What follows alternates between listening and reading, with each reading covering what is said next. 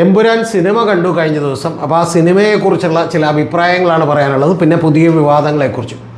ഇന്ത്യയുടെ ചരിത്രത്തിൽ ആദ്യമായിട്ട് ഒരു സിനിമ വോളണ്ടറിലി സെൻസറിങ്ങിന് വിധേയമാവുകയാണ് എന്ന് പറഞ്ഞിട്ടുണ്ടെങ്കിൽ, കൃത്യമായി പറഞ്ഞിട്ടുണ്ടെങ്കിൽ സെൻസറിങ് ബോർഡോ അല്ലെങ്കിൽ ബാക്കി ആരും ആവശ്യപ്പെടാതെ തന്നെ ഒരു സിനിമ പുറത്തേക്ക് ഇറക്കിയതിന് ശേഷം അത് ഞങ്ങൾക്ക് തന്നെ തെറ്റാണെന്ന് തോന്നി എന്ന് പറഞ്ഞുകൊണ്ട് ഏതാണ്ട് 17ഓളം വരുന്ന രംഗങ്ങൾ കട്ട് ചെയ്ത് മാറ്റാൻ സിനിമയുടെ നിർമ്മാതാക്കളും സംവിധായകരും തന്നെ തീരുമാനിച്ചിരിക്കുന്നു എന്നുള്ളതാണ്. അതിൻ്റെ പിന്നിൽ അവർക്ക് എത്രത്തോളം സമ്മർദ്ദമുണ്ടായിട്ടുണ്ടാകും എന്നുള്ളത് മറ്റൊരു വീഡിയോയിലേക്ക് വരാം. ഞാൻ വളരെ വിശദമായി അത്തരത്തിലുള്ളൊരു വീഡിയോ ചെയ്യുന്നുണ്ട്, അതിലെ ചരിത്രവും ഒക്കെ വെച്ചുകൊണ്ട് തന്നെ. പക്ഷേ ഇപ്പോൾ നമ്മൾ ഈ വീഡിയോയിൽ ചർച്ച ചെയ്യാൻ പോകുന്നത് എമ്പുരാൻ എന്ന് പറയുന്ന ഒരു സിനിമയെക്കുറിച്ചാണ്. യഥാർത്ഥത്തിൽ എമ്പുരാൻ എന്ന് പറയുന്നത് ഒരു മോശപ്പെട്ട സിനിമയാണ് എന്ന് ഞാൻ പറയുന്നില്ല. പക്ഷേ ലൂസിഫറിൻ്റെ അത്രമൊന്നും എത്താത്ത, ഒരു ടെമ്പോയോ ഒരു പഞ്ചോ ഒന്നും മെയിൻറ്റെയിൻ ചെയ്യാൻ കഴിയാതിരുന്ന ഒരു സിനിമയാണ്. അത് അത്രത്തോളമൊന്നും ആളുകൾക്ക് ആസ്വാദ്യകരം ആകണം എന്നില്ല. കാരണം ഏതാണ്ട് 3 മണിക്കൂർ കൃത്യമായിട്ടുള്ളൊരു സിനിമയാണ്. ആ 3 മണിക്കൂറിൻ്റെ ഏതാണ്ട് 1 മണിക്കൂർ കഴിഞ്ഞിട്ടാണ് മോഹൻലാൽ എന്ന് പറയുന്ന നടൻ പ്രത്യക്ഷപ്പെടുന്നത് തന്നെ. ആ മോഹൻലാൽ എന്ന് പറഞ്ഞ നടൻ പ്രത്യക്ഷപ്പെടുന്നതിന് മുമ്പ് ഇതിൻ്റെ ഏറ്റവും ആദ്യത്തെ ഭാഗങ്ങളിൽ കാണിക്കുന്ന ആ ഫ്രെയിമുകളൊക്കെ മനോഹരമായി ചിത്രീകരിച്ചിട്ടുണ്ട്. പൃഥ്വിരാജ് എന്ന് പറയുന്ന ഒരാളുടെ ഡയറക്ടോറിയൽ ബ്രില്യൻസ് ഒക്കെ നമുക്ക് ആ ഫ്രെയിം ചിത്രീകരണത്തിൽ കാണാം. പക്ഷേ മൊത്തത്തിൽ എടുത്തു നോക്കുമ്പോൾ ബ്രോഡ് ആഡിയിലും അതുപോലെ തന്നെ ലൂസിഫറിലുമൊക്കെ ഉണ്ടായിരുന്ന ഒരു കൈയടക്കം ഇതിനകത്ത് ഇല്ലാതെ പോയി എന്നുള്ളതാണ്. ലൂസിഫർ കുറച്ചുകൂടി നല്ലതായിരുന്നുവെങ്കിൽ, ബ്രോഡ് ആഡിയിൽ അദ്ദേഹത്തിൻ്റെ ഒരു ഡയറക്ടോറിയൽ ബ്രില്യൻസ് കുറച്ചുകൂടി വെളിവായിരുന്നുവെങ്കിൽ അതിലൊക്കെ തന്നെ ചില അനാവശ്യമായ രംഗങ്ങളൊക്കെ ഉണ്ടായിരുന്നു. ഇപ്പോൾ സൗബിൻ ഷാഹിറിൻ്റെയൊക്കെ ഒന്നും ആവശ്യമില്ലാത്ത കഥാപാത്രങ്ങളായിരുന്നു. അത്തരത്തിൽ ചില കാര്യങ്ങളൊക്കെ ഈ സിനിമക്കകത്തും ഉണ്ട് എന്നുള്ളത് വാസ്തവമാണ്. ഈ സിനിമ തുടങ്ങുന്നത് ഏറ്റവും ആദ്യം ഗോദ്ര കലാപത്തെ ഓർമ്മിപ്പിക്കുന്ന, അല്ലെങ്കിൽ ഗോദ്ര കലാപം തന്നെ കൃത്യമായി കാണിച്ചുകൊണ്ടാണ്. ഗോദ്ര കലാപത്തിൽ ആളുകളൊക്കെ പറയുന്നത് പോലെ 59 പേർ ട്രെയിൻ തീവെപ്പിൽ കൊല്ലപ്പെട്ടിരുന്നു. അത് കാണിക്കുന്നില്ല. പകരം അതിന് ശേഷമുണ്ടായിട്ടുള്ള ഒരു റയറ്റ് കലാപമാണ് കാണിക്കുന്നത്. അപ്പോൾ ആളുകൾ ഭയന്നോടുകയും ഒരു സ്ഥലത്ത് ചെന്ന് അഭയം പ്രാപിക്കുകയൊക്കെ ചെയ്യുന്നതായിട്ടാണ് സിനിമ കാണിക്കുന്നത്. ഞാൻ മുഴുവൻ കഥ പറയുന്നില്ല, കാരണം ഇത് കാണാത്ത ആരെങ്കിലും ഉണ്ടെങ്കിൽ ഇത് കാണണം എന്നില്ല. കാണാൻ ഉടനെ പോകുന്നവരാണെങ്കിൽ ചിലപ്പോൾ ഒരു സ്പോയിലർ എഫക്റ്റ് എന്തെങ്കിലും ഉണ്ടായാലോ എന്ന് ഭയന്നിട്ടാണ്. പക്ഷേ സ്പോയിലർ ആകാൻ ഞാൻ ഉദ്ദേശിക്കുന്നില്ല. അപ്പോൾ അത്തരത്തിൽ ചെല്ലുന്നു. ഒരു നാട്ടുരാജ്യത്തെ രാജ്ഞിയെ കാണിക്കുന്നു. ആ രാജ്ഞി പറയുന്നതാണ് ഇതിൽ ഏറ്റവും ആദ്യത്തെ പൊളിറ്റിക്സ് എന്ന് പറയുന്നത്. അതാരും പറഞ്ഞു കേട്ടില്ല. ആ രാജ്ഞി പറയുന്നുണ്ട്, ഇത് പൊളിറ്റിക്സിന് മതമില്ല, ഇത് പൊളിറ്റിക്സ് എന്ന് പറയുന്നത് ബിസിനസ് ആണ് എന്നുള്ളത് അവർ കൃത്യമായി പറയുന്നുണ്ട്. ഇത് നേരത്തെ ലൂസിഫറിലും മോഹൻലാൽ കഥാപാത്രം പറഞ്ഞിരുന്നതാണ്. കാരണം രാഷ്ട്രീയം എന്ന് പറയുന്നത് ഒരിക്കലും ശരിയും തെറ്റും തമ്മിലുള്ള, നന്മയും തിന്മയും തമ്മിലുള്ള യുദ്ധമല്ല, പക്ഷം വലിയ തിന്മയും ചെറിയ തിന്മയും തമ്മിലുള്ള യുദ്ധമാണ്. എന്ന് പറഞ്ഞിട്ടുണ്ടെങ്കിൽ നാർക്കോട്ടിക്സ് ബിസിനസ് നടത്തുന്നവരും ഗോൾഡ് സ്മഗ്ലിങ്ങും ഒക്കെ നടത്തുന്നവരും തമ്മിലുള്ള യുദ്ധമാണ് എന്നുള്ളതാണ് അദ്ദേഹം പറഞ്ഞിരുന്നത്. എല്ലാവരെയും ഫണ്ട് ചെയ്യുന്നത് ഇത്തരത്തിലുള്ള ആളുകളാണ് എന്നുള്ളത് സൂചിപ്പിച്ചിട്ടുണ്ട്. അതെല്ലാം തന്നെ ഒന്നുകൂടി റീട്രേറ്റ് ചെയ്യുന്ന, ഒന്നുകൂടി ഉറച്ചു പറയുന്ന ഒരു നാട്ടുരാജ്ഞിയാണ് നമ്മൾ കാണിക്കുന്നത്.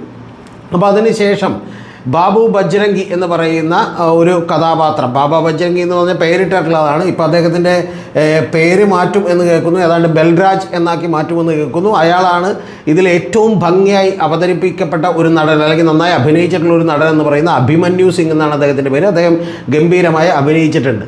അദ്ദേഹവും അദ്ദേഹത്തിൻ്റെ കൂടെ തന്നെ നിൽക്കുന്ന ഒരു നടനും വളരെ അതിഗംഭീരമായി അഭിനയിച്ചിട്ടുണ്ട്. അപ്പോൾ അവരെ ഒരു വലിയ തോതിലുള്ള ഈ ഗോത്ര കലാപത്തിൻ്റെ അക്രമങ്ങൾ കാണിക്കുന്നു. സ്ത്രീകളോട് വളരെ മോശപ്പെട്ട രീതിയിലുള്ള പെരുമാറ്റം കാണിക്കുന്നു. ആളുകളെ കൊല്ലുന്നത് കാണിക്കുന്നു.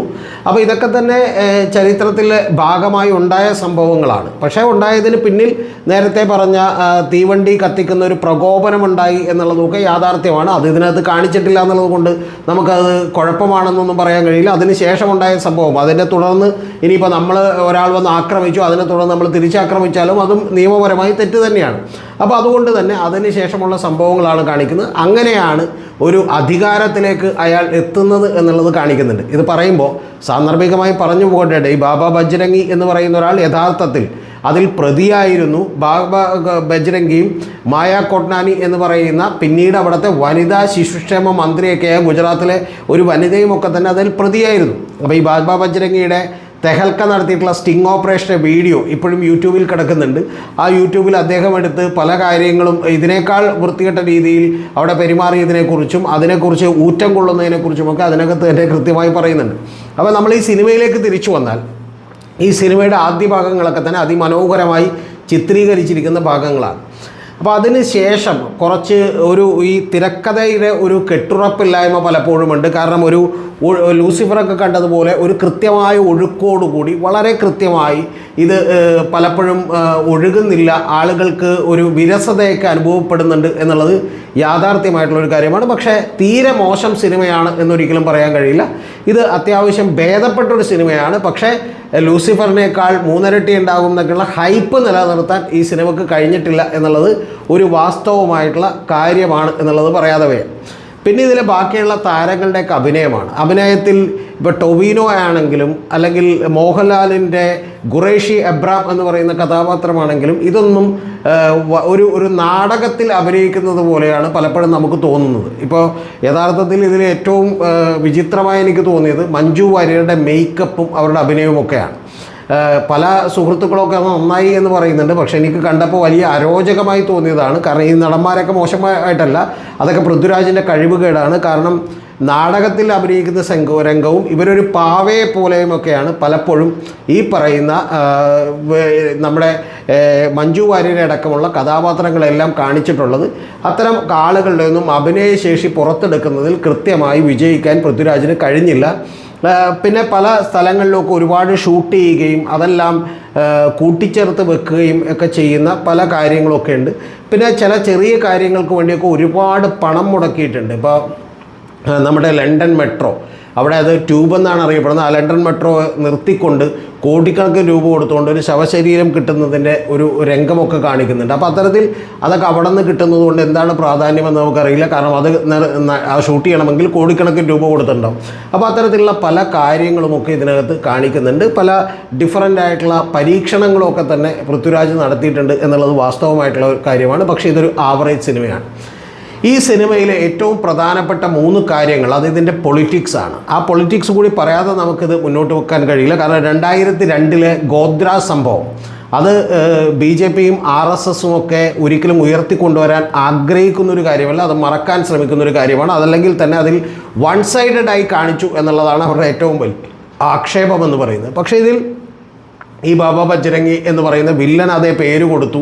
ആ വില്ലൻ തന്നെ കേരളത്തിലേക്ക് എത്തി, കേരളത്തിൻ്റെ രാഷ്ട്രീയത്തിലേക്ക് എത്തുകയും അത് അവിശുദ്ധ സഖ്യങ്ങൾ ഉണ്ടാക്കിക്കൊണ്ട് അൺഹോളി നെക്സസുകൾ ഉണ്ടാക്കിക്കൊണ്ട് കേരളം പിടിക്കാൻ ശ്രമിക്കുകയൊക്കെ ചെയ്യുന്നതാണ് ഇതിൻ്റെ ഒരു ഇതിവൃത്തം എന്ന് പറയുന്നത്. ഇത് തീർച്ചയായിട്ടും ഇത്രമാത്രം ഹൈപ്പുള്ളൊരു സിനിമ എന്നുള്ളതൊക്കെ 2026 വലിയൊരു പ്രൊമോഷണൽ മെറ്റീരിയലായി മറ്റ് രാഷ്ട്രീയ പാർട്ടികൾക്കൊക്കെ ഉപയോഗിക്കാൻ പറ്റും എന്നുള്ളത് കൊണ്ടാണ് BJPയും RSSനെയും ഒക്കെ സംഘപരിവാറിനെയും ഒക്കെ ഇത് അലോസരപ്പെടുത്തിക്കൊണ്ടിരിക്കുന്നത്. ഇതാണ് ഒന്നാമത്തെ കാര്യം. കാരണം അവരെ സംബന്ധിച്ചിടത്തോളം അവരുടെ ചരിത്രത്തിൽ പറ്റിയ ചില മിസ്റ്റേക്കുകൾ അല്ലെങ്കിൽ ഭൂതകാലത്തിലെ ചില വാരം കുത്തിപ്പൊക്കരുതെന്ന് ആഗ്രഹിക്കുന്ന കാര്യങ്ങളിലൊന്നാണ് ഗോദ്ര.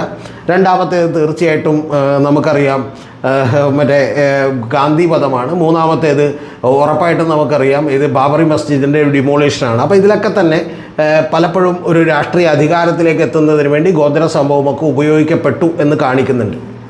പിന്നെ കൂടാതെ അമിത്ഷായെയും നരേന്ദ്രമോദിയെക്കുറിച്ചുള്ള ചില റെഫറൻസുകളൊക്കെ തന്നെ ഉണ്ട്. അതൊക്കെ തന്നെ അവിടെ നിൽക്കട്ടെ. രണ്ടാമത്തെ ഏറ്റവും പ്രധാനപ്പെട്ട കാര്യം എന്ന് പറയുന്നത് ഈ ചർച്ച മാത്രമല്ല ഇതിനെ പ്രശ്നമുണ്ടാക്കുന്നത്. ഇതിലൊക്കെയാണ് ഇപ്പോൾ കട്ടുവരുത്താൻ പോകുന്നതെന്ന് കേൾക്കുന്നു. ഇതിനേക്കാൾ പ്രധാനപ്പെട്ടൊരു കാര്യം, എതിർ രാഷ്ട്രീയത്തിലേക്ക് കൃത്യമായിട്ടൊരാൾ ഉയർന്നു വരുമ്പോൾ, ഇവരെതിർക്കാൻ ആരെങ്കിലും ഉയർത്തു വരുമ്പോൾ അത് എൻഫോഴ്സ്മെൻറ്റ് ഡയറക്ടറേറ്റിനെ കൊണ്ടും ഇൻകം ടാക്സിനെ കൊണ്ടുമൊക്കെ അവരുടെ വായടപ്പിക്കും, അവരെ അറസ്റ്റ് ചെയ്യിക്കും എന്ന് പറയുന്ന ചില കാര്യങ്ങളൊക്കെ തന്നെയുണ്ട്. അതിൽ ഞാനിപ്പോൾ ആ ഡയലോഗൊന്നും പറയുന്നില്ല. കാരണം മഞ്ജു വാര്യരെ ഒരു തവണ ഇത്തരത്തിലുള്ളൊരു സംഭവം ഉണ്ടാകുമ്പോൾ അവർ ആ കൈ ഉയർത്തിക്കൊണ്ട് പറയുന്ന ചില ഡയലോഗുകളൊക്കെ കൂടിയുണ്ട്. കാരണം ഇന്ത്യൻ ജനാധിപത്യം അപകടത്തിലാണ് എന്നുള്ള നിലക്ക് പറയുന്ന ഡയലോഗുകളൊക്കെ തന്നെയുണ്ട്. അതൊക്കെ തന്നെയാണ് യഥാർത്ഥത്തിൽ ഈ പറയുന്ന സംഘപരിവാറിനെ അലോസരപ്പെടുത്തുന്നത്. ഒന്നാമത്തെ കാര്യം ഞാൻ കൃത്യമായി പറഞ്ഞു, ഈ പറയുന്ന ഗോദ്ര സംഭവമാണെങ്കിൽ. രണ്ടാമത്തേത് ഈ പറയുന്ന കേന്ദ്ര അന്വേഷണ ഏജൻസികളെ ഇത്തരത്തിൽ ഉപയോഗപ്പെടുത്തുകയാണെന്നും.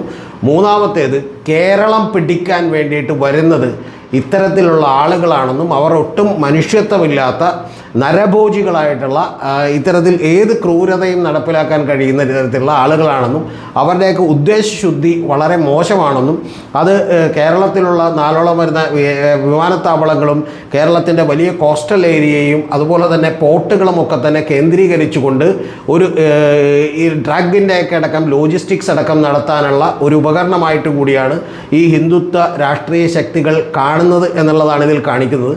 ഇത്രയും പറയുമ്പോൾ നിങ്ങൾ ഒരിക്കലും വിചാരിച്ച് കളയരുത് ഇത് മറ്റ് രാഷ്ട്രീയ പാർട്ടികളെയൊക്കെ വെള്ളപൂശി നിന്നത് അല്ല. IUF എന്ന് പറഞ്ഞ് കാണിക്കുന്ന ഇന്ത്യൻ നാഷണൽ കോൺഗ്രസിൻ്റെ അകത്ത് തന്നെ ഏറ്റവും പ്രധാനപ്പെട്ട കാര്യം എന്ന് പറയുന്നത് ആ കോൺഗ്രസിൻ്റെ അകത്ത് ചില നേതാക്കന്മാർ ദുഷിച്ചു പോകുന്നതും അവർ അഴിമതിക്കാരാകുന്നതും ഒക്കെ തന്നെ ഇതിനകത്ത് കാണിക്കുന്നുണ്ട്. പക്ഷെ അതിനകത്തുനിന്ന് തന്നെയുള്ള ചില എതിർപ്പുകൾ ഉയർന്നു വരുന്നു എന്നുള്ളതും സംശുദ്ധരായിട്ടുള്ള രാഷ്ട്രീയ നേതാക്കൾ അതിനകത്തുണ്ട് എന്നുള്ളതൊക്കെ കാണിക്കുന്നുണ്ട്. അതേസമയം തന്നെ CPM-നെ അടക്കം കളിയാക്കിക്കൊണ്ട് മറ്റേ തിരുവാതിര പോലെയുള്ള ചില സംഭവങ്ങളുമൊക്കെ തന്നെ കാണിക്കുന്നുണ്ട്. മേടയിൽ രാജൻ എന്നൊക്കെ പറയുന്ന ഒരു കഥാപാത്രമുണ്ട്. അത് ഏതാണ്ട് ഒരു പരിധിവരെ പിണറായി വിജയനൊക്കെ ഉദ്ദേശിച്ചിട്ടാണ്. പക്ഷേ അദ്ദേഹത്തിൻ്റെ ക്യാരക്ടറിസ്റ്റിക്സ് ഒന്നും അത്തരത്തിൽ വളരെ സീരിയസ് ആയിട്ടുള്ള ഒരു ലെവലിലല്ല ചിത്രീകരിച്ചിട്ടുള്ളത്. അപ്പോൾ അത്തരത്തിലൊക്കെ തന്നെ ഇത് രാഷ്ട്രീയമായി വലിയ വെല്ലുവിളികൾ ഉയർത്തുന്ന ഒരു സിനിമ കൂടിയാണ്. പക്ഷേ എങ്കിലും ഒരു കാര്യം പറയാതെ വയ്യ, ഇത് ഇത്രമാത്രം എതിർപ്പുകളൊന്നും ഉണ്ടായില്ലെങ്കിൽ ഇത് അത്രത്തോളമൊന്നും ശ്രദ്ധിക്കപ്പെടാത്ത ഒരുപക്ഷെ വലിയ തോതിൽ ഹിറ്റാകുക പോലും ചെയ്യാത്ത ഒരു സിനിമയായി ഇത് മാറിയേനെ. പക്ഷേ ഇപ്പോൾ യഥാർത്ഥത്തിൽ ഈ സിനിമയുടെ മാർക്കറ്റിംഗ് തന്ത്രത്തിനാണോ ഇത് ഉപയോഗിച്ചത് എന്ന് പോലും എനിക്ക് സംശയമുണ്ട്. കാരണം ഏറ്റവും ആദ്യത്തെ ഒരു 3-4 ദിവസങ്ങൾ കൊണ്ട് 770ഓളം വരുന്ന തിയേറ്ററുകളിലൂടെ സംഘപരിവാർ അനുകൂലികളും മോഹൻലാൽ ഫാൻസുമൊക്കെ ഈ സിനിമ കാണുന്നു. ആ കണ്ടതിന് ശേഷം 3 മണിക്കൂർ എന്ന് പറയുന്നത് കുറച്ചുകൂടി കൂടുതലാണ്, വേണമെങ്കിൽ കട്ട് ചെയ്യാമെന്ന് പൃഥ്വിരാജിന് തന്നെ തോന്നിയിരിക്കാം. അങ്ങനെ തോന്നിയിരിക്കുമ്പോൾ അതിൽ നിന്ന് ചില കട്ടുകൾ വരുത്താൻ തീരുമാനിക്കുന്നു. അത് ഈ വിവാദങ്ങളുടെയൊക്കെ പശ്ചാത്തലത്തിലാകുമ്പോൾ ഏതൊക്കെയാണ് കട്ട് ചെയ്തത് എന്ന് കാണാൻ വേണ്ടിയിട്ട് വീണ്ടും ഇവർ തന്നെ, അതായത് ഈ പറയുന്ന മോഹൻലാൽ ഫാൻസൊക്കെ തന്നെ കയറുന്നൊരു കാര്യം സംഭവിച്ചേക്കാം. രണ്ടാമത്തെ ഏറ്റവും പ്രധാനപ്പെട്ട കാര്യം, ഇത്തരത്തിൽ ഗോദ്ര സംഭവവും അതുപോലെ തന്നെ ഈ പറയുന്ന BJPക്കും സംഘപരിവാറിനുമൊക്കെ എതിരെയുള്ള വലിയ നിശ്ചിതമായ വിമർശനങ്ങളുമുണ്ട് എന്ന് പറയുമ്പോൾ മറ്റൊരു വിഭാഗത്തിലുള്ള ആളുകൾ, നമുക്കറിയാലോ പ്രോ ലെഫ്റ്റും അതുപോലെ തന്നെ പല പ്രോ ഇസ്ലാമിക് അജണ്ടകളുമൊക്കെയുള്ള പല ആളുകൾ അവരൊക്കെ തന്നെ വലിയ സന്തോഷത്തിലാകുകയും പ്രോ മുസ്ലിം ആയിട്ടുള്ള ആളുകളൊക്കെ തന്നെ സന്തോഷത്തിലാകുകയും അവരൊക്കെ തന്നെ ഈ സിനിമ കയറുകയും ഏതാണ്ട് 27-ാം തീയതി റിലീസ് ചെയ്യുന്നു. ഇപ്പോൾ നമുക്കറിയാം പെരുന്നാളാകുന്നു തിങ്കളാഴ്ച. അപ്പോൾ 4 ദിവസത്തിന് ശേഷം വീണ്ടും 5-ാം ദിവസം മുതൽ ഇവരൊക്കെ തന്നെ ആ സിനിമ കയറുകയും ചെയ്യുന്ന ഒരവസ്ഥ കൂടി ഉണ്ടാകും എന്നുള്ളതാണ്. അപ്പോൾ അതുകൊണ്ട് ഇത് മാർക്കറ്റിങ്ങിന് സിനിമയെ തീർച്ചയായിട്ടും ഗുണം ചെയ്യും എന്നാണ് ഞാൻ വിചാരിക്കുന്നത്. ഈ സിനിമ ആസ് എ പ്രൊഡക്റ്റ് എന്നുള്ളതിലേക്ക് വിജയിക്കാനാണ് എല്ലാ സാധ്യതയും. പക്ഷേ പലപ്പോഴും ദൂർത്തടിച്ച് ചിലവാക്കിയതിനൊക്കെ മുടക്ക് മുതൽ തിരിച്ചു പിടിക്കാൻ കഴിയുമോ എന്ന് നമുക്കറിയില്ല. പക്ഷേ എങ്കിൽ പോലും ഈ സിനിമ വലിയ തോതിൽ ചർച്ചയായിരിക്കുന്നു. ആകെത്തുക പറഞ്ഞാൽ ഇതിലെ അഭിനയമൊക്കെ തന്നെ വളരെ വളരെ മോശമാണ്. ഇപ്പോൾ ലൂസിഫർ അഭിനയിച്ചത് കുറച്ചുകൂടി നന്നായിട്ടുണ്ട്. അതുപോലെ ഖുറേഷി എബ്രാം എന്ന് പറയുന്ന ഒരാളെയൊക്കെ അവതരിപ്പിക്കുമ്പോൾ മോഹൻലാലിൻ്റെ അവതരണത്തിൻ്റെ കുഴപ്പം കൊണ്ടല്ല, അത് മോഹൻലാലിൻ്റെ അഭിനയത്തിൻ്റെ കുഴപ്പം കൊണ്ടല്ല, ആ കഥാപാത്രത്തിന് അത്ര വലിയ റോളുകൾ മാത്രമേ ഈ പറയുന്ന സിനിമയിൽ മറ്റേ നമ്മുടെ മുരളി ഗോപി എഴുതി വെച്ചിട്ടുള്ളൂ. മുരളി ഗോപിയുടെ അത്രക്കൊന്നും കണക്ട് ചെയ്യാത്ത, പലപ്പോഴും മുരളി ഗോപി ഒരുപാട് വായിക്കുകയും ഒരുപാട് ചിന്തിക്കുകയും ഒക്കെ ചെയ്യുന്നത് കൊണ്ട് ചില സിനിമകളൊക്കെ ഇപ്പോൾ ടിയാൻ പോലെയുള്ള സിനിമകൾ അല്ലെങ്കിൽ ബാക്കിയുള്ളത് എടുക്കുമ്പോൾ പലപ്പോഴും സാധാരണക്കാരായിട്ട് കണക്ട് ചെയ്യാൻ ബുദ്ധിമുട്ടായിരിക്കും. ഈ സംഭവങ്ങളൊക്കെ നേരത്തെ സിനിമയിൽ ഉണ്ടായിട്ടുണ്ട് കേട്ടോ. ഇപ്പോൾ നമ്മുടെ അനൂപ് മേനോൻ, പുള്ളി ഏറ്റവും ആദ്യം എഴുതിയ ഒരു സിനിമ കാണേണ്ടതാണ്. കാരണം പുള്ളി ഇങ്ങനെ വായിച്ച് ഒരുപാട് ഉള്ളിലേക്ക് എടുത്തിരുന്നുകൊണ്ട് ഒരു നായകനും നായികയൊക്കെ സംസാരിക്കുന്നതിൻ്റെ വലിയ സാഹിത്യ ഭാഷയിലായിരുന്നു ഒരു സിനിമയിൽ. അപ്പോൾ അത്തരത്തിൽ എന്തോ നക്ഷത്രങ്ങളിലൊക്കെ പറഞ്ഞ ആ സിനിമയുടെ പേര് ഞാൻ വിട്ടുപോയി. അപ്പോൾ അത്തരത്തിൽ തന്നെ ഈ സിനിമ ഒരു ആവറേജ് ആയിട്ടുള്ള സിനിമയാണ്. ലൂസിഫർ പോലെ വിജയിക്കേണ്ട ഒരു സിനിമയല്ല. പക്ഷേ ഒരിക്കലും ഒരു മോശം സിനിമയാണ് എന്ന് നമുക്ക് പറയാൻ കഴിയില്ല. വളരെ നന്നായി എടുത്തിട്ടുള്ള, വളരെ നന്നായി ഷോട്ടുകൾ എടുത്തിട്ടുള്ള, വളരെയധികം കഥാപാത്രങ്ങളുള്ള, അതിഗംഭീരമായി എഫേർട്ട് ഇട്ടിട്ടുള്ള ഒരു സിനിമയാണ് എന്നുള്ള കാര്യത്തിൽ ഒരു സംശയവുമില്ല. ഈ സിനിമയുടെ പൊളിറ്റിക്സിനെ കുറിച്ചും ഇതിൻ്റെ ആവിഷ്കാര സ്വാതന്ത്ര്യത്തെക്കുറിച്ചും സംഘപരിവാർ ഇതിൽ കാണിക്കുന്ന അബദ്ധങ്ങളെക്കുറിച്ചുമൊക്കെ തന്നെ ഞാൻ മറ്റൊരു വീഡിയോ ചെയ്യുന്നുണ്ട്. അതുകൊണ്ട് അതിലേക്ക് വിശദമായി വരാം. ഇത് ഞാൻ സിനിമ കണ്ടതിൻ്റെ അടിസ്ഥാനത്തിൽ എമ്പുരാൻ എന്ന് പറയുന്ന ഒരു മൂവി എന്താണ് എന്നുള്ളത് എൻ്റെ പ്രേക്ഷകരോട് ഞാൻ വളരെ സത്യസന്ധമായി വിലയിരുത്തിയതാണ്. കാണുമ്പോൾ നിങ്ങൾക്ക് എല്ലാവർക്കും തന്നെ, ഒരു സാമാന്യ ബോധമുള്ള എല്ലാവർക്കും തന്നെ മനസ്സിലാവും ഇതെല്ലാം തന്നെ കറക്റ്റാണെന്ന്. യഥാർത്ഥത്തിൽ RSSും സംഘപരിവാറും ഒക്കെ ഇത് കണ്ടില്ല എന്ന് വിട്ടിരുന്നെങ്കിൽ ഈ സിനിമ ഇത്രത്തോളം ഹിറ്റാകുമോ പോലും ചെയ്യില്ലായിരുന്നു എന്നാണ് ഞാൻ വിചാരിക്കുന്നത്. കാരണം ഈ ഗോദ്ര സംഭവമൊക്കെ 22 കൊല്ലം മുമ്പ് നടന്നൊരു കാര്യമാണ്. കേരളീയരാരും തന്നെ അത് കണ്ടിട്ടില്ല. അതുകൊണ്ട് ഇതൊന്നും വലിയ തോതിൽ കേരളത്തിൽ ചർച്ചാ വിഷയമാകാൻ പോകുന്നില്ല. അല്ലെങ്കിൽ അത് സിനിമ തന്നെ കണ്ട കണ്ടാൽ പോലും ആളുകൾ അത് പെട്ടെന്ന് മറന്നു കളഞ്ഞേനെ. പക്ഷെ അതിനുമപ്പുറം ഈ പറയുന്ന കേരളത്തിൻ്റെ ഒരു കെ സുരേന്ദ്രനെയൊക്കെ അനുസ്മരിപ്പിക്കുന്ന സുജന ബാലൻ സുരേന്ദ്രൻ എന്നൊക്കെ പറഞ്ഞിട്ടുള്ള ഒരു പേരിട്ടിട്ടുള്ള ഒരാൾ, അദ്ദേഹത്തെ കൊണ്ടൊക്കെ തന്നെ ഇത് ക്യാരി ചെയ്യുന്നതൊക്കെ ജനം മറന്നുപോയേനെ. പക്ഷേ ഈ എതിർപ്പുകൾ സിനിമയെ മറ്റൊരു തലത്തിലേക്ക് എത്തിച്ചിരിക്കുന്നു. കാരണം ഇതിൻ്റെ പൊളിറ്റിക്സ് കേരളം മുഴുവൻ ചർച്ച ചെയ്യുന്ന ഒരു ലെവലിലേക്ക് എത്തിച്ചിരിക്കുന്നു. ഇതിൽ രണ്ട് കാര്യങ്ങൾ കൂടിയുണ്ട്. ഒന്ന്, പൊളിറ്റിക്സ് അറിയുന്ന ആളുകൾ, രണ്ടാമത്തേത് സിനിമ ഇഷ്ടപ്പെടുന്ന ആളുകൾ. ഈ രണ്ടുപേരുടെയും നമ്പർ എടുത്ത് നോക്കുമ്പോൾ കേരളത്തിൽ വലിയ തോതിൽ ഇത് നിങ്ങൾക്കറിയാം വലിയ നമ്പറാണ്. ആ രണ്ട് നമ്പറും കൂടി ക്ലബ് ചെയ്യുമ്പോൾ ഈ സിനിമക്ക് അത് മാർക്കറ്റിങ്ങിൽ ഇത് വലിയ തോതിൽ ഗുണം ചെയ്യും. അതിപ്പോൾ ഏറ്റവും അവസാനം ചെയ്തിട്ടുള്ള വോളണ്ടറി സെൻസർഷിപ്പ് തന്നെ വലിയ തോതിൽ ഗുണം ചെയ്യും. കാരണം ഇനി കണ്ടവർ പോലും ഏതൊക്കെ ഭാഗങ്ങൾ കട്ട് ചെയ്തു എന്ന് കാണാൻ വേണ്ടി കയറും. പക്ഷേ ഇതൊരു ആവറേജ് സിനിമയാണ്. ഇത് വലിയ തോതിൽ പ്രതിഷേധമുയർന്നില്ലെങ്കിൽ വലിയ പ്രശ്നങ്ങളൊന്നുമില്ലാതെ വലിയ തോതിൽ ആരോപമില്ലാതെ അടങ്ങിപ്പോകുമായിരുന്ന മോഹൻലാലിൻ്റെ ആരാധകരെയോ ഒരു സാധാരണ പ്രേക്ഷകരെയോ പോലും തൃപ്തിപ്പെടുത്താത്ത ഒരു സിനിമയാണ്. കാരണം അതിൽ ചില ലാഗുകളുണ്ട്, ചില പ്രശ്നങ്ങളുണ്ട് തിരക്കഥയിൽ എന്നുള്ളതാണ് വാസ്തവം.